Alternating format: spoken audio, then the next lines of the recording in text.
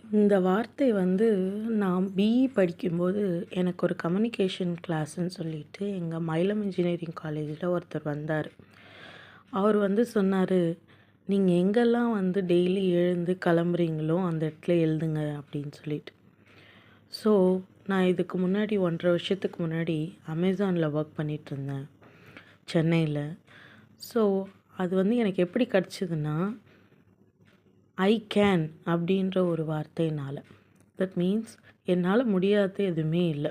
என்னால் முடியலன்னா வேறு யாரால் முடியும்னு அவர் சொல்லி கொடுத்தாரு.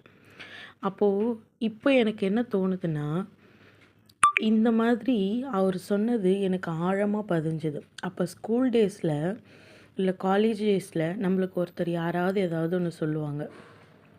கூர்ந்து கவனிச்சோன்னா அது நம்ம சாகிற வரைக்கும் ஞாபகம் இருக்குதுன்னு சொல்லுவாங்க.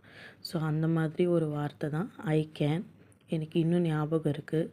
அந்த சார் பேர் மறந்துட்டேன். பட் இந்த வார்த்தை எனக்கு ரொம்ப மோட்டிவேஷனாக இருக்குது. தேங்க்யூ.